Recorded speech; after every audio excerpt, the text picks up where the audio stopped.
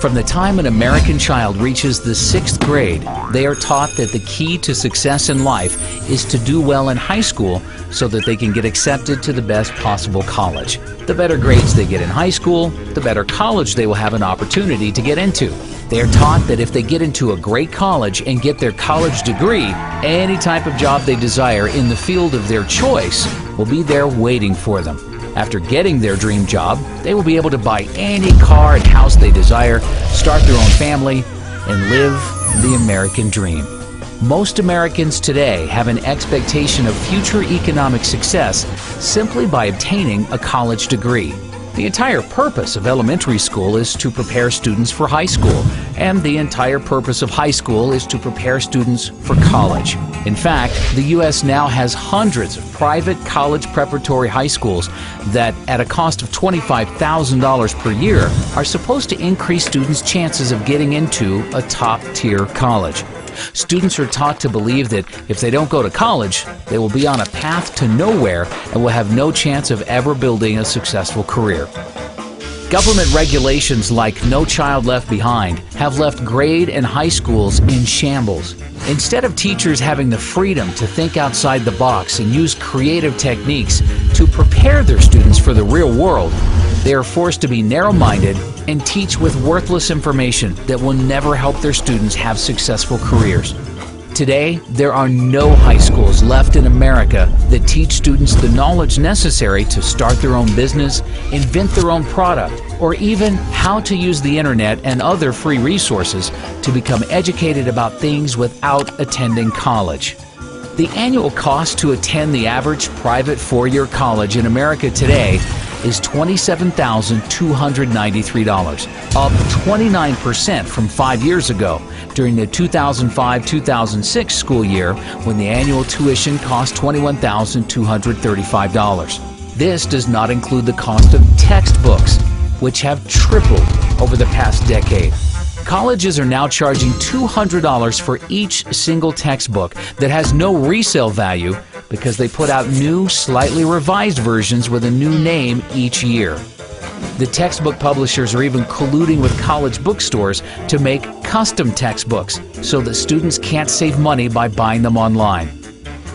Colleges are getting kickbacks from publishers in order to destroy the used textbook market, which by itself is proof enough that college administrators are only interested in lining their own pockets and have no interest in helping their students.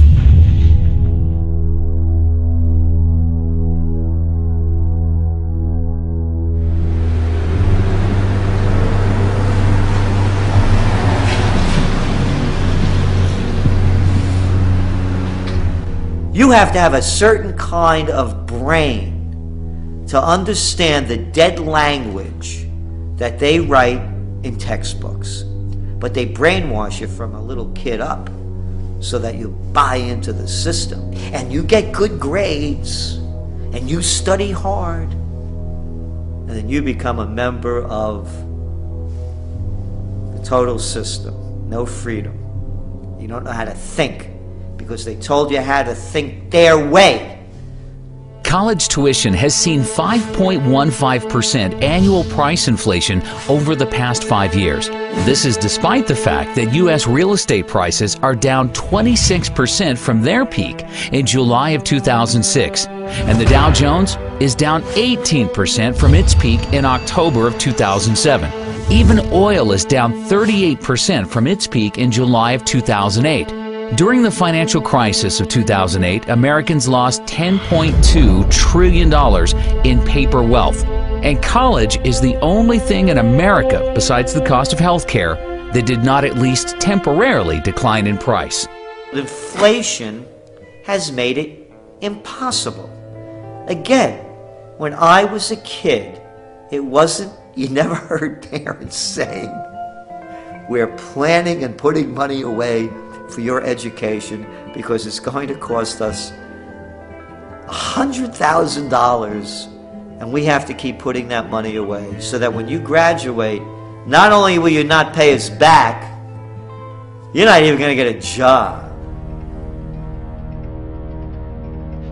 Over just a 2-year period from December of 2007 through December of 2009, 8,363,000 jobs in America were lost, or 6.1% of total jobs.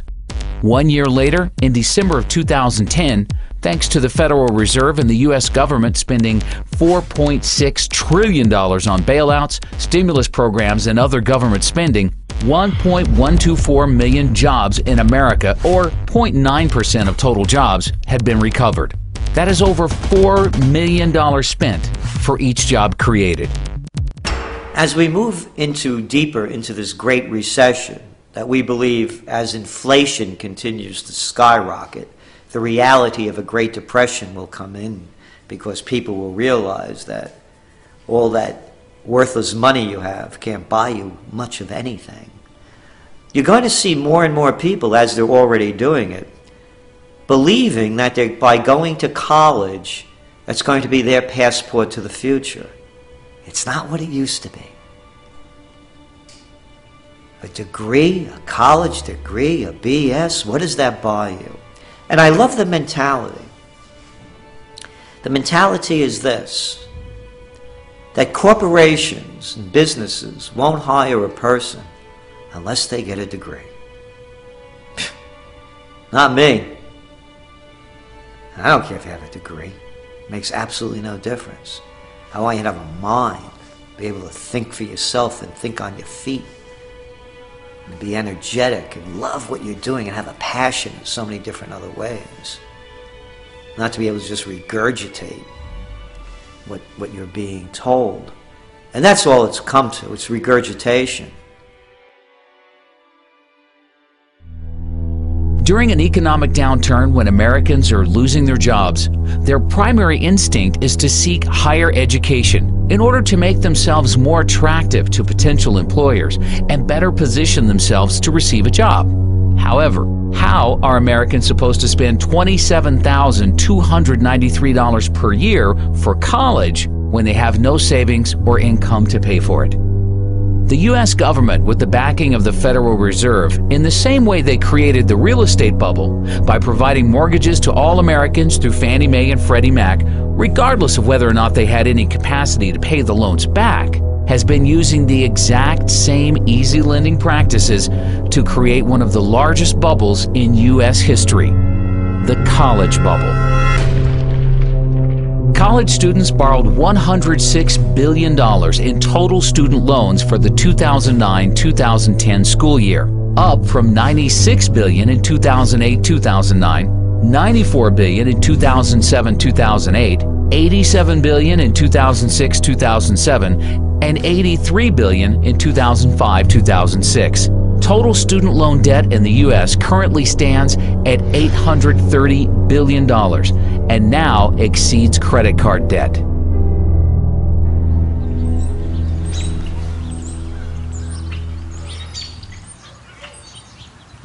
I was so pro-education. That's all I wanted in my life was an education. And you know, I'd like to still be pro-education, but to put anybody through what I've been through, no. Really, in my case, the education, I think, really ruined my life. Right. So, I mean, I would have been better off if I just would have gone to work at, you know, McDonald's or something, actually.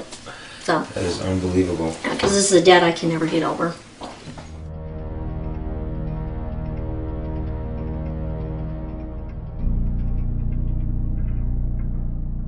The U.S. government created Fannie Mae and Freddie Mac in order to make housing more affordable, but instead, their actions drove housing prices through the roof and made buying a house impossible for most Americans unless they took out no-money-down teaser loans with interest rates that substantially increased after a year or two. The U.S. government has been trying for decades to make college more affordable, but its actions have accomplished the complete opposite effect. College is now impossible for most students to afford without getting deeply into debt to do so. All across the country, Americans are graduating college with mortgages before they even buy a house. When I graduated from my undergraduate degree, I had $300 in student loans that I owed. $300. you can hardly buy 2 cups of coffee and a meal at the student union these days for $300. So when I graduated with my undergraduate degree, what you got in exchange for your education was lifetime indenture and a new house. Right? So you got to buy the mortgage. That's what you got. You got your degree, you got out of school, you got a job, and therefore you bought a house because culture drives you to buy a house. So now you're in debt. You have to work. Now you have to be part of the wage slave economy for the next 20 or 30 years until the house is paid off. These days, college is the new house, and you don't even get the house. As soon as you get out of school, you're indentured for life.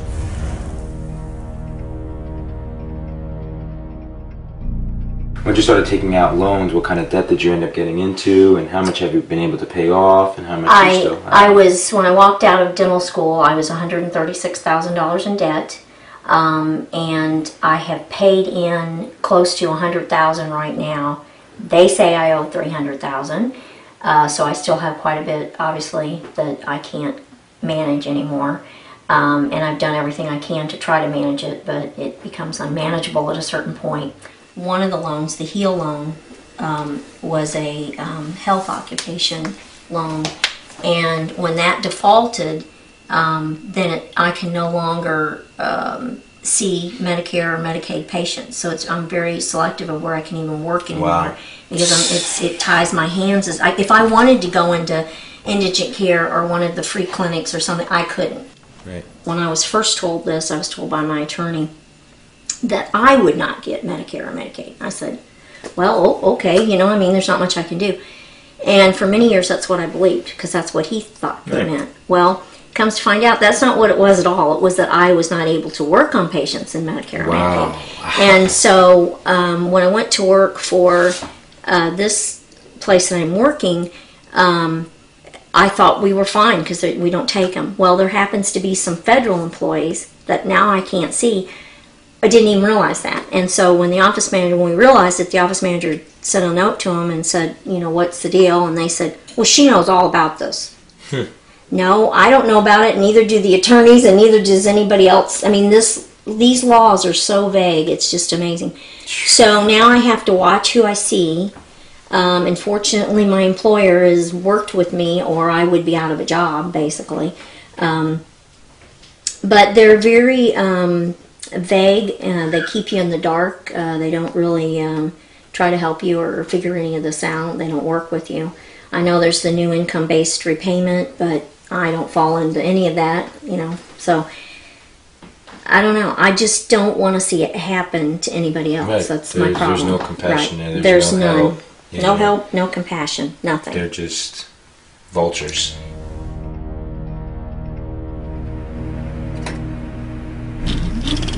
Back in the 1970s, the average college student was able to afford their college tuition without any student loans or help from their parents. They were able to pay for college by working a part-time job year-round or by simply working full-time during the summer when they were off from school.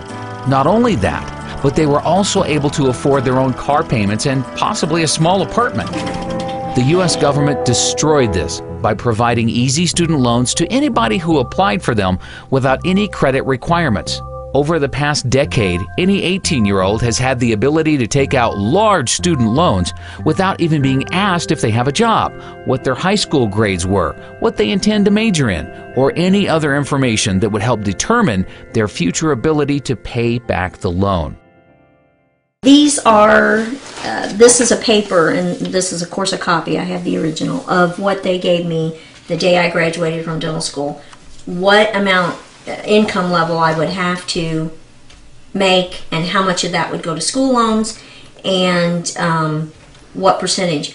First off, I never even made enough in a month to pay the monthly school loan amount, so that's why it went into default. Right, and they basically made just completely unrealistic projections. Totally unrealistic, right? Yes. I've not even managed to make any of them.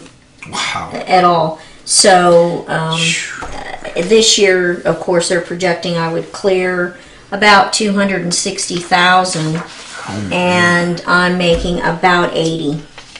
Where do they come up with these numbers? Well, I'm not sure, and I think that was the whole problem. Over 400,000 in 2015, which will not ever happen.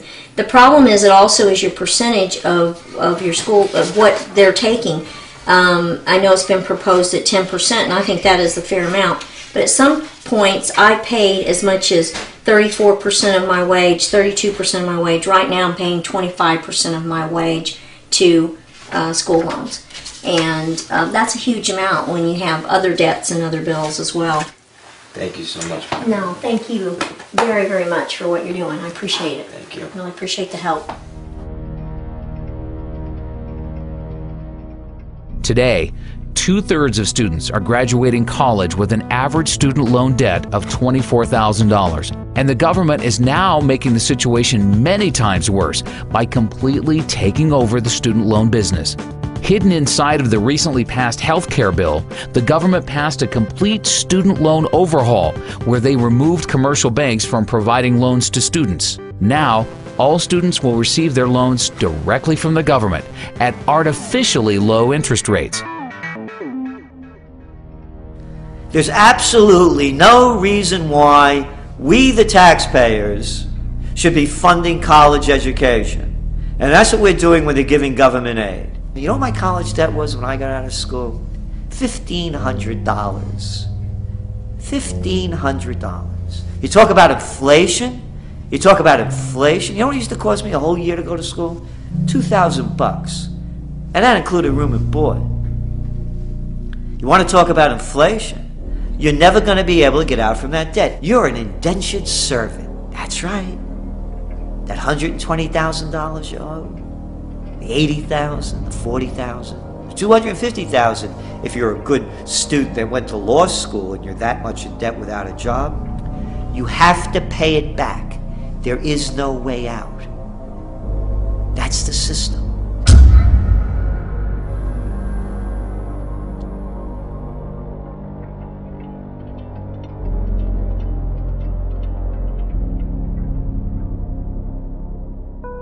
One of the unintended consequences of the Wall Street bailouts of 2008 is that now most American students believe that if they take out loans to attend college but can't find a job to pay them back, they will be bailed out by the government and have the loans forgiven. NIA believes this is indeed what will ultimately happen, and therefore it will be U.S. taxpayers who end up paying for the artificially inflated, sky-high tuitions for all college students who can't or choose not to repay their loans. It won't only be taxpayers who suffer. All holders of U.S. dollars worldwide will ultimately pay for everybody's student loans, as the Federal Reserve is likely to print the money to make up for these bad debts, which will lead to hyperinflation and a worthless U.S. dollar. Many students are outright abusing the system. Although government student loans get sent directly to the college or university to pay for a student's tuition, private student loans that are guaranteed by the government usually get sent directly to the student in the form of a check. NIA has been hearing countless reports of students using this free student loan money to buy food, electronics, clothing, jewelry, even cars. The friend of one NIA member used his student loan money to rent and furnish a fancy apartment in Manhattan and didn't even go to college. Even when the loan comes directly from the government and goes straight to the college, there is often thousands of dollars left over each semester after tuition is paid for. This extra money then gets dispersed directly to the student in the form of a check. There is an epidemic in America of students using their student loan money for non-educational purposes, and absolutely nothing is being done to stop this from happening. This is complete insanity, and all Americans will pay for the madness in the very near future. One NIA member from Kansas City, Missouri, has a wife who was one semester short of obtaining her teacher's degree. Instead of borrowing the $8,000 required for tuition at Northwest Missouri State University, she took out a government student loan for $13,000 and used the extra $5,000 to buy a used car. Unfortunately, shortly before graduating, Kansas City closed several schools and laid off 300 teachers. She is now working at a school cafeteria for $8.50 an hour. Although she was required to make monthly payments of $146 for 10 years, after calling the government student loan office and inquiring about their income-based payment plan, they agreed to reduce her monthly payments to $0. With all the modern technological advances the world has been experiencing in recent years, the cost of a quality college education in America should be getting cheaper. It is now cheaper to purchase a plasma television or laptop computer than years ago because the government doesn't subsidize purchases of these products. If there was a true free market in college education, colleges would be figuring out more cost-efficient ways to educate students using modern technology in order to bring tuitions down and compete against each other for the enrollment of students. By guaranteeing student loans and providing too much financial aid to students, the U.S. government destroyed the free market in college education. One NIA member who is 50% owner of a private vocational school tells us that he is legally forced to raise tuitions every time the government raises financial aid to students. The government's 90-10 rule mandates that at least 10% of a private for-profit college's income comes from non-federal government sources. Therefore, private for-profit colleges must keep raising tuitions to stay within the 90-10 rule. The government needs to get out of the education business completely and allow private banks to re-enter the market and compete against each other in order to offer loans at reasonable interest rates to students who will have the best ability to pay them back.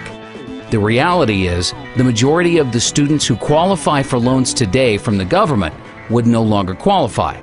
But this will force colleges to either bring down their expenses in order to charge affordable tuitions or close their doors for good.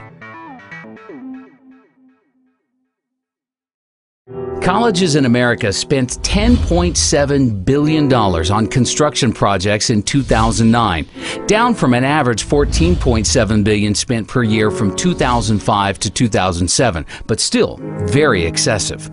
Colleges have recklessly spent to build new libraries, gyms, sports arenas, housing units, etc., all for the purpose of impressing potential students and their families.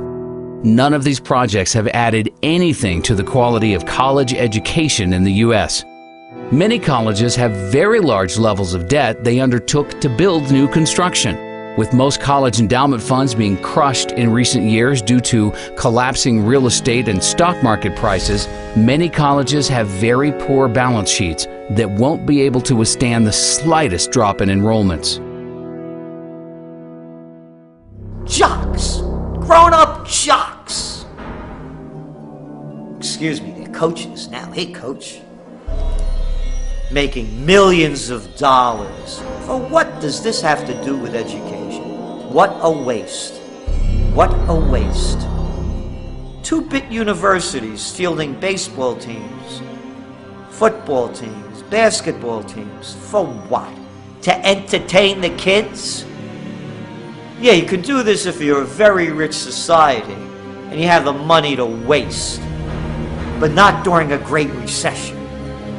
And not as the median household income of the country continues to decline. And not as you're sending all of these kids to get degrees in worthlessness, because that's what these university degrees are, a lot of them.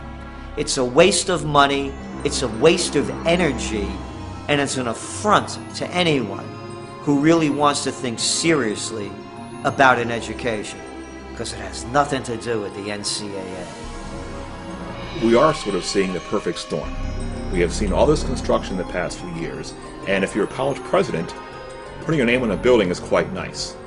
But you are not there, you probably have moved on somewhere else while your name is on the building, but now the operation and maintenance costs are now falling due. And that was never part of the original bond issue, so now we have all these facilities coming online. Students, are being stressed financially, parents are being stressed financially, tuition is going up like crazy. Even those schools that are lucky to have endowments, typically they're not having the return they used to have in the old days. So there is just this tremendous culmination of things all coming together that is just going to just stress the system completely. We just saw that there were even riots in UCLA when they saw a 32% increase in tuition. I mean, do you think that we'll start to see a lot more, riots and students getting angry at these tuition prices?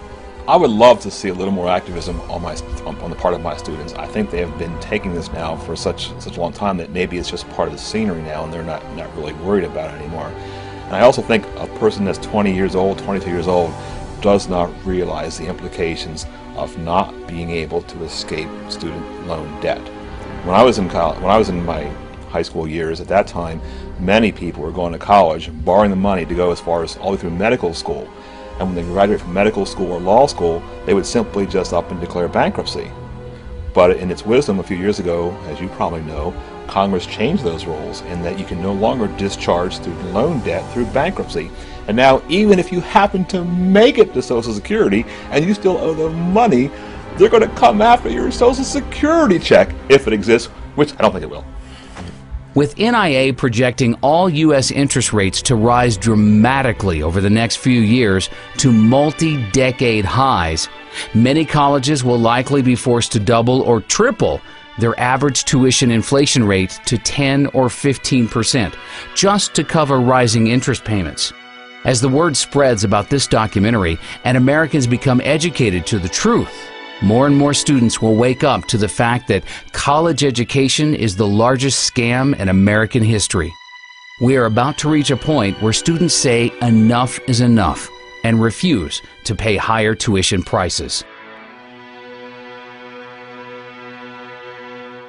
There are currently a total of 4,168 public and private 2- and 4-year colleges in the U.S. In the near future, as the U.S. dollar begins to collapse and American families are forced to spend more than 30% of their income on food, we expect to see a sharp contraction in the number of colleges in America. NIA conservatively believes 20% of American colleges will close by the year 2020. Of the colleges that remain open, NIA projects an average decline in enrollments by the end of this decade of between 15 and 30%. In fact, enrollments by American students in each college could decline by as much as 50%, with Chinese students using their soon-to-be strong yuan to become educated in the U.S. and price American students out of the market. NIA also projects for most colleges to reduce their faculty sizes by between 25% and 40%, which will mean larger class sizes and a further decline in the quality of education. If we were doing such a wonderful job and producing such geniuses coming out of universities, you think we'd be in the problems that we're in now? Do you think that we would be among the most unhealthy nation of people in developed nations? Do you think that we would be gobbling down junk food? Do you think that we would be prescription drug addicts as a society? Do you think that we would be in the greatest recession that's heading toward the greatest depression? Do you think we would be in Iraq and wasting trillions of dollars fighting losing wars in Afghanistan and now in Pakistan? Do you think that we would have presidents and senators and congressmen and legislators of such low mentality that we have now? Do you think that we would have the rampant greed of the white shoe boys on Wall Street if the universities were turning out anything of quality, considering the trillions that are spent and the tens of millions that are educated? By their deeds you shall know them. Look what American universities have produced.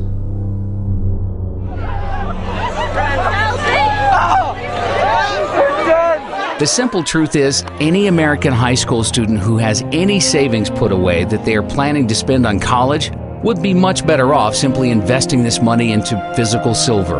A senior in high school with $30,000 in savings who buys physical silver today will likely have enough money to buy the median U.S. home 4 years from now. while all of their friends will be graduating college with no job or money to buy a house, but will be stuck with hundreds of thousands of dollars in debt and a worthless piece of paper called a college degree. How worthless is education? Let me count the ways in my worthless college degree. Worthless. That's what a college degree is worth. Here's my worthless law degree. Equally as worthless. Here's my worthless license to practice law. Worthless. And here's my worthless computer science degree. Also worthless.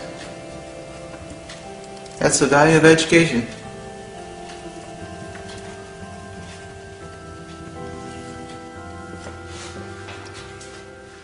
If somebody were graduating from high school today and wanted to know whether they should go to college, I would say they should run, not walk away from college, because the industrial age doesn't have long to go. There's no way that I would encourage somebody to go 4 years or more to undergraduate school, rack up a bunch of debt, and learn a bunch of nonsense that isn't going to do them any good when there's no fuel at the filling station, no food at the grocery store, and no water coming out of the municipal taps. Well, why would you go to college to go into a huge amount of debt to get nothing in return, not even something that might facilitate your survival, much less your ability to thrive? So at this point, at this late era in the industrial economy, I wouldn't encourage anybody to go to college. It hasn't been a very good deal for quite a while, and it certainly is a really bad deal now. I confer upon you the degree for which you have worked so hard, with all the rights, privileges, and responsibilities thereto. Congratulations.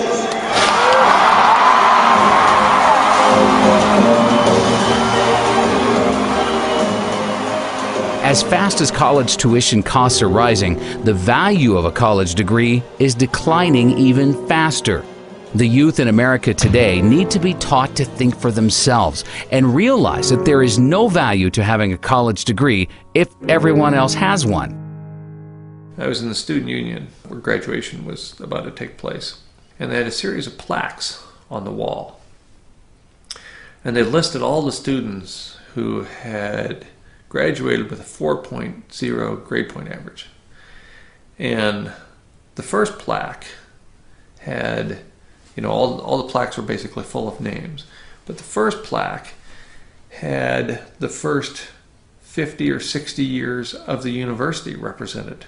To fill that plaque with the 20 or so names on it required 50 or 60 years of higher education.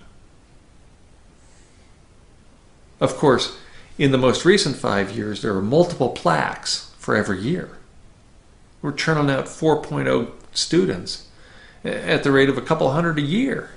That used to mean something.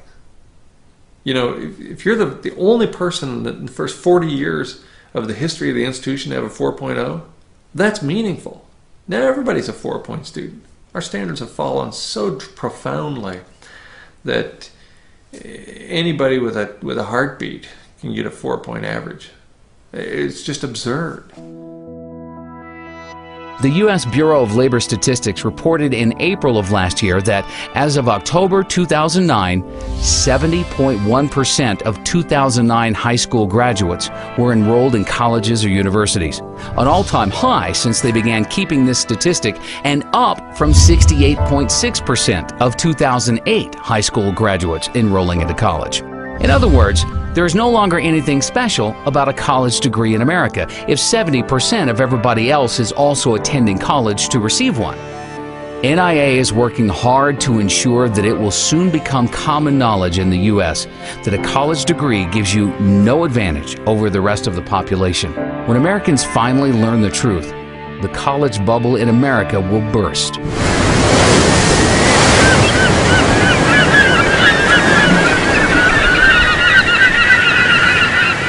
College enrollment has been increasing really since the late 80s.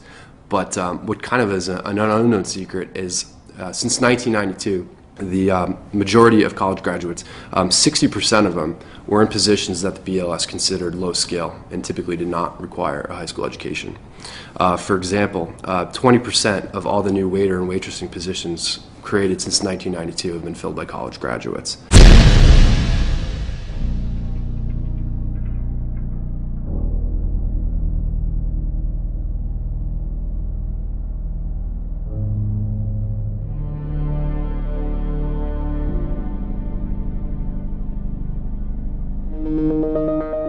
Of the 29.9% of recent high school graduates not in college, 70% of them were able to successfully find jobs without a college degree. These Americans are already building important workforce experience, which NIA considers to be far more valuable than any piece of paper. By comparison, only 42.1% of recent high school graduates in college have a job. And most of these are part-time jobs where the students are building very little workforce experience. The 57.9% of students in college without jobs, not only are they wasting their savings and getting deeply into debt for a worthless piece of paper, but they are losing out on valuable income they could have been earning during those 4 years. One of the greatest myths in America today that is used to scam Americans into overpaying to attend college is that college graduates make more money in their lives than Americans without college degrees, and therefore a college degree is a great investment. According to studies from biased organizations like the College Board, Americans with college degrees will earn $1 million in additional income over their lifetime compared to high school graduates with no college degrees. You know that college graduates earn $1 million more on average than those without a degree? Graduates from four-year colleges earn nearly an estimated $1 million more. Most colleges and universities in America use this $1 million in additional income statistic to hype and sell their product. It has been repeated so many times that it's just about been accepted by all with nobody questioning its validity. However, for any student thinking of attending college, they need to consider the facts surrounding this number and compare it to the true cost of attending college. With the cost of annual college tuition now at $27,293, if we assume continued 5.15% college tuition inflation over the next 4 years, the average cost for a student entering college now to receive their bachelor's degree in 4 years will be $117,900.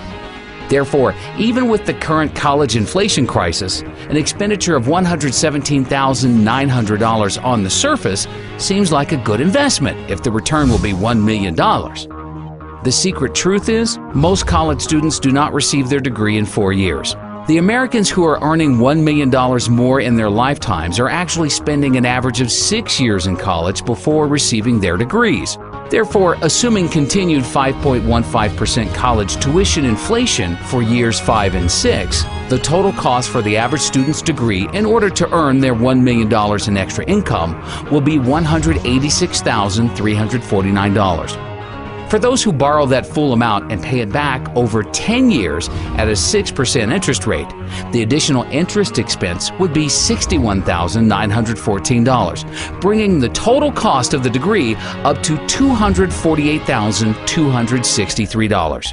Then you need to consider the matter of lost income. The average high school graduate who finds an entry-level job without a college degree earns $35,400 per year over the first 6 years. For the majority of college students who don't have jobs, they are losing $212,400 in income over their 6 years in college. Combining the expected cost to attend college for 6 years with potential interest expenses and lost income, and now we are at a total cost of $460,663, all for the hope of earning an extra $1 million over a lifetime. Another important fact is, all of the reports that show $1 million in extra income for college graduates over high school graduates include students who receive GEDs as being high school graduates. Most GED recipients weren't motivated enough to graduate high school and therefore shouldn't be included in these statistics as real high school graduates. NIA believes GED recipients are unfairly skewing down high school graduates' average incomes. Also, the simple truth is, some Americans are just more motivated than others to make money and have successful careers. Somebody who wants to earn a high income usually goes to college because they have been suckered into believing it offers them the greatest ability to do so. Whereas most Americans who don't attend college don't have as strong a desire to have a successful career. 95% of college graduates interviewed by NIA with annual incomes above $200,000 tell us that their college degrees had absolutely nothing to do with their business success. In fact, of these same people surveyed, 90% of them said that they probably would have become successful at a much earlier age and be making even more money today if they didn't waste so many years of their life attending college. The phony $1 million in additional income study that was conceived by the education industry in order to deceive Americans into overpaying to attend college is just one of many false, misleading studies that they have created in an effort to create an illusion that college is a good investment, no matter how high tuition prices rise. The mainstream media has been working with the education industry and helping them perpetrate their schemes on the American public. One of these schemes was the 2008 pharmacist shortage hoax. 3 years ago, there were 15 new pharmacist schools getting ready to open in the U.S. In order to create artificial demand for enrollments to all of these new schools, the industry decided to create an illusion that there was a huge shortage of pharmacists in the country that will continue for the rest of the decade, with 150,000 new pharmacist jobs needed by 2020. One place where the U.S. economy has too many jobs and not enough applicants is in pharmacies. Because there's a shortage of pharmacists, many are overworked from putting in long hours. With pharmacies open 24 hours a day and a huge population of aging baby boomers consuming larger amounts of prescription drugs, it adds up to an industry that cannot find enough pharmacists to go around. From the student standpoint, and our students know that when they graduate, they have a job. I mean, in fact, they have a job even before they have graduated. It's not that they can practice as a pharmacist, but they know they have been offered already a job. So that's one of the positive side. On the negative side is the pressure that's put on the schools to really come up with the number of pharmacists that are needed in the future. By some estimates, the U.S. would need more than 150,000 new pharmacists by 2020 to match supply with industry demand. Experts say the pharmacist shortage will continue for at least a decade or more. In the meantime, at least 15 new pharmacy schools are expected to open their doors by 2010, even as existing schools expand in size. NIA has been hearing dozens of reports from its members with family members who have graduated pharmacy schools 6 months to a year ago and have sent in their resumes to hundreds of different pharmacies in the New York metropolitan area and have yet to even receive one job offer. Even experienced pharmacists are having major difficulties finding pharmacist jobs. The husband of one NIA member retired 5 years ago as a pharmacist in New Jersey, but has now decided to re-enter the workforce so that their family can accumulate enough gold and silver to survive hyperinflation. Unfortunately, he was forced to leave his family and move to a rural part of Alabama in order to receive a pharmacist job paying only $18 per hour. Law schools have also been deceiving the public with false and misleading statistics.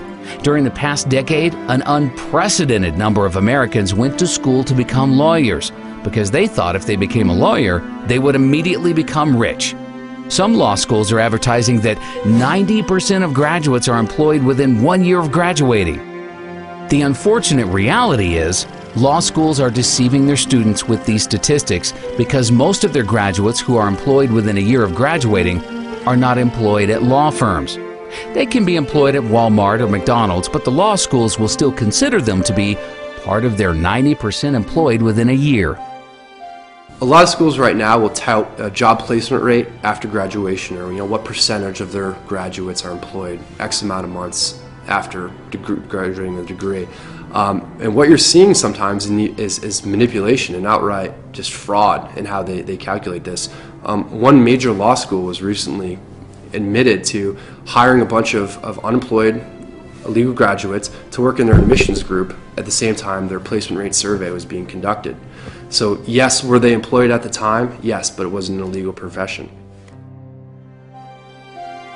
Law schools are handing out 43,000 law degrees each year, yet 15,000 attorney and legal staff jobs have disappeared since 2008.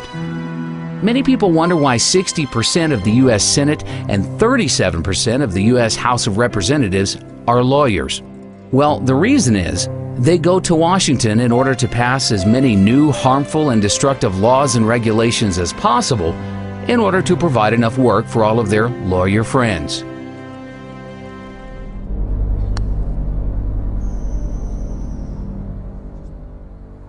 So I decided to go to law school. I went to Chapman University School of Law. I graduated in 2005 and passed the bar in 2005, July of that year. And overall, I did not have a good experience in law school. In fact, the first week going into law school, it was not at all what I expected. I thought that the law was to promote freedom and liberty and justice. And in fact, what I realized shortly after entering law school is what the law has become is an excuse for bureaucrats to regulate just about every aspect of our behavior. All of the needless legislation that is passed each year in order to provide work for lawyers has the devastating unintended consequence of destroying what little is left of the free market. Small businesses are the backbone of the U.S. economy, but it is now nearly impossible for a small businessman with limited financial resources to build a large, successful corporation in any sector because their legal costs would eat up all of their capital needed for research and development. Lawyers do very little to add real value to society. In fact, most legal and financial related service jobs on Wall Street are made possible solely due to inflation. It is because of the Federal Reserve's 0% interest rates and trillions of dollars in bailouts that all of these jobs exist.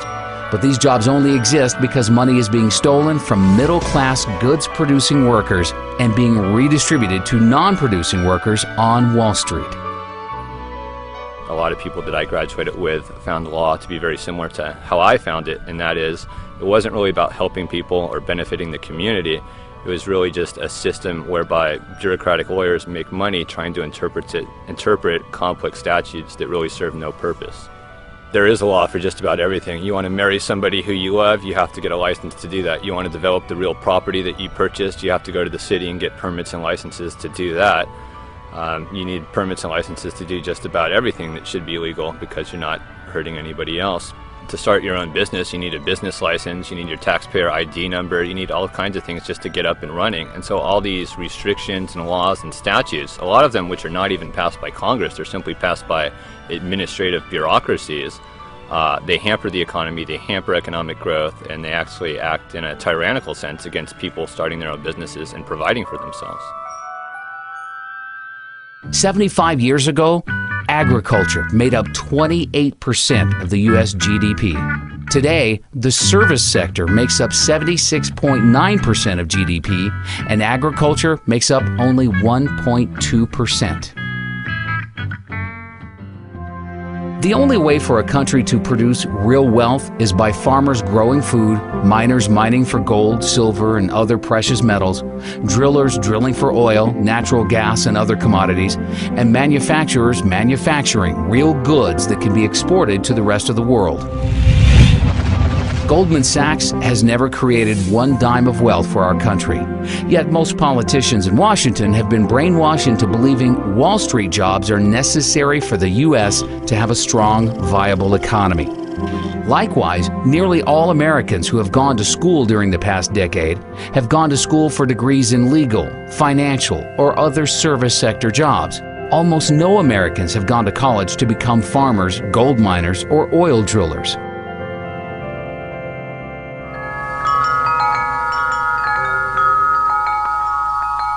You can go to college and learn from somebody that doesn't have a farm, and they'll give you an ag business degree.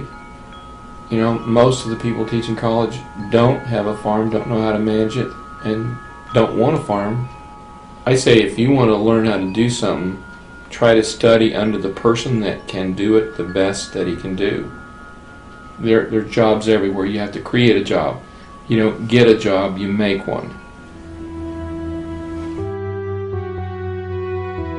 Americans have taken food for granted for far too long because Americans have been able to buy food at artificially low prices, with the average American family spending only 10% of their income on food. However, on October 30th, 2009, NIA published an article predicting inflation would appear next in food and agriculture. NIA said, a worldwide shortage of farmers combined with food inventories falling to record lows is setting up the perfect storm for an explosion in agriculture prices. From the time NIA wrote this article until now, we have experienced the largest ever short-term increase in agricultural commodity prices. Corn has risen by 75%, wheat by 65%, soybeans have risen 51%, sugar 45%, orange juice has risen by 58%, coffee has risen 71%, and cotton has risen 124%. Because very few Americans went to school to become a farmer, and everybody needs to eat, agricultural commodity prices will continue to skyrocket, and farmers are going to get wealthy in the years ahead, while lawyers and bankers will see a dramatic decline in their standard of living. The free market will adjust and see to it that lawyers, bankers, and other non-producing financial service workers see a 90% decline in their real incomes. Everybody can't be a college graduate. Somebody's got to grow food. You know, everybody can't ride the wagon. Somebody's got to pull it. Somebody's got to be taking some risks. Somebody's got to be thinking. Somebody's got to have the sweat. Last summer, this lady I was telling you about that bought some cattle from us, she came here to get some cattle in August, and my grandson was downstairs splitting firewood. We burn firewood in this building because it saves us about $600 a month over burning propane. So my grandson was cutting firewood, and he was swinging the axe down here and splitting logs. And it was August, and it was about 95 degrees, and she came in here to sit down, and she says, there's a kid down there cutting firewood. Said the sweat's dripping off of his nose. Said, what'd he do wrong? He didn't do anything wrong. It's his job. He's cutting firewood. That's her grandson. He's 14. He'll cut, 6 cords of firewood a day. That's what he does. The only thing that has been supporting the U.S. service sector economy for so long is the U.S. dollar's status as the world's reserve currency and the world's willingness to hoard trillions of dollars in U.S. dollar reserves in order to trade oil and other valuable commodities. The U.S. dollar became the world's reserve currency because it was backed by gold and the U.S. had the world's leading manufacturing base. Today, the U.S. dollar is a fiat currency that is backed by nothing, and our manufacturing base has been rapidly deteriorating, with most of the products the world buys now made in China and other Asian countries. The Federal Reserve just announced that it will print another $600 billion, which will dilute the purchasing power of the U.S. Treasuries held by our creditor nations and cause them to soon abandon the U.S. dollar as the world's reserve currency. The entire U.S. economy is a Ponzi scheme that is dependent on the rest of the world continuing to buy larger amounts of U.S. treasuries. Pretty soon, not only will the world stop buying our treasuries, but they will dump the treasuries they already own. All of our deficit spending will have to be paid for by outright money printing. Although the government and media would like you to believe the U.S. economy is going through a recovery, the truth is, the U.S. economy is on life support. It is impossible to have an artificial boom created by artificially low interest rates from the Federal Reserve without a major depression afterwards. The U.S. real estate bubble was the largest artificial boom in history. The panic of 2008 was the free market trying to correct the imbalances with a bust. But the Federal Reserve prevented a necessary depression from happening by taking trillions of dollars of worthless assets onto its balance sheet. None of the imbalances have been fixed, and the real depression is still to come. But unlike the depression of the 1930s, which saw falling prices, the upcoming depression will be a hyperinflationary Great Depression, with prices for food, energy, and everything else Americans need to live and survive soaring through the roof. All young Americans today should be entering the workforce as soon as possible in order to generate enough income so they can accumulate physical gold and silver. When the US dollar collapses, only those with gold and silver will be able to buy food and other goods needed to live and survive. Those with the most gold and silver will have the best chance of surviving the upcoming collapse of the US dollar. Our country needs to wake up to the reality that the world is changing and Americans will need to undertake new methods of survival. The American mindset has become so obsessed with the belief that college is the key to success that by the time most people wake up to the truth, it'll be too late. One NIA member recently took his son to the doctor, and the doctor asked his son if he was going to attend college. After his son said he doesn't know what he wants to do, the doctor went on for 10 minutes praising the virtues of a college education. Our member then explained to the doctor the realities of our new world and how college is a scam and no longer worth attending. The doctor didn't know what to say except, well, over time, college graduates make more. NIA believes that the future of education is over the internet. Americans today can purchase just about any type of product they want over the internet for substantially less than they can find it in a retail store, because online retailers have substantially less overhead costs. Walmart's biggest competitive threat today is not Target, but is actually Amazon.com, which now has a $79 billion market cap and is fast catching up to Walmart's $204 billion market cap.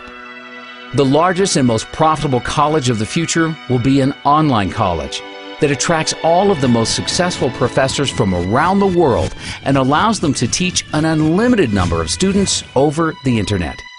Students will have the opportunity to be taught by the very best in any field of their choice from the comfort of their own home. They will receive a much higher quality education for only a small fraction of the cost of attending a traditional college.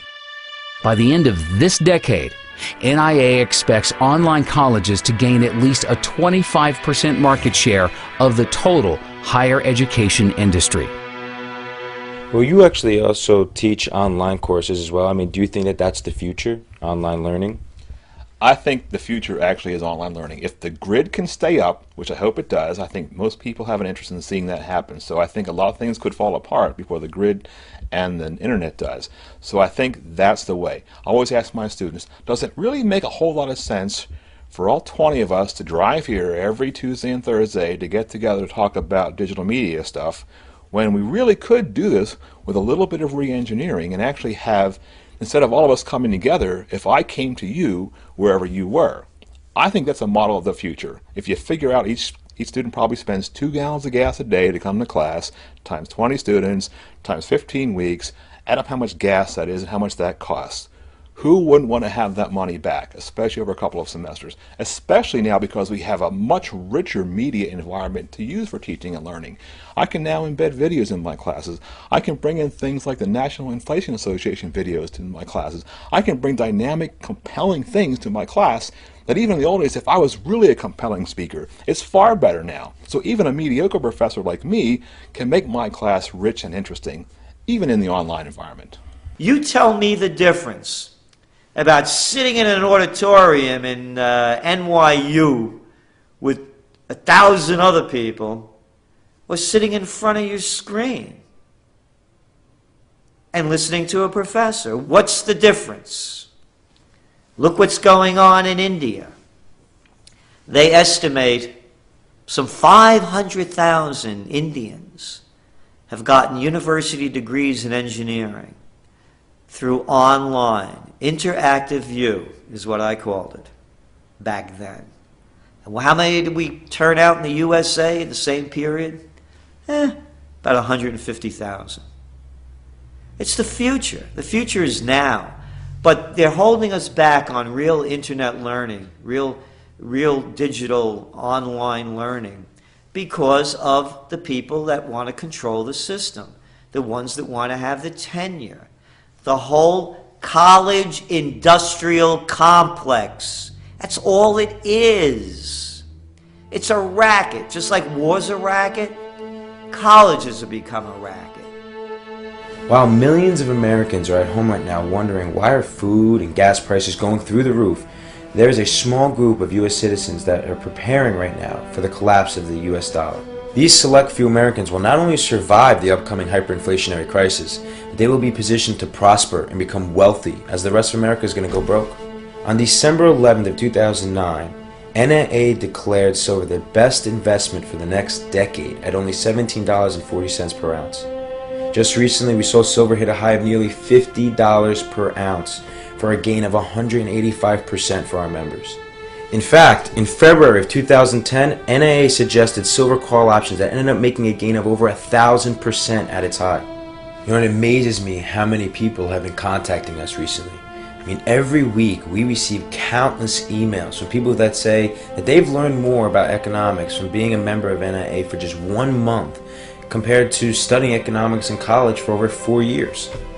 NAA members receive weekly articles, videos, and updates with priceless economic information that the mainstream media is afraid to talk about.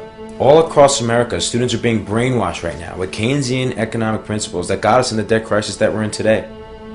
We are not going to solve our economic problems by making the same mistakes in the future. After the financial crisis in 2008, the U.S. should have went through a much-needed recession, where we saw the free market rebalance our economy from the ground floor. That way we would have built on a solid foundation, saw a real recovery with real economic growth in the future. A record 44.2 million Americans, or 14% of our population, are on food stamps right now to put food on the table. I mean, with the government about to go bust, these entitlement programs are a thing of the past. You know, 2/3 of Americans are getting ready to retire and actually believe that Social Security is going to be able to support 50% of their income. I mean, let's face it, retirement in America is also going to be ancient history. Even Americans that have millions of dollars in the bank will soon go broke. The new wealthiest class of Americans are going to be the ones that become educated and start learning about the truth about our U.S. economy. Start thinking for yourself. Sign up and become a member of NIA for absolutely free at inflation.us.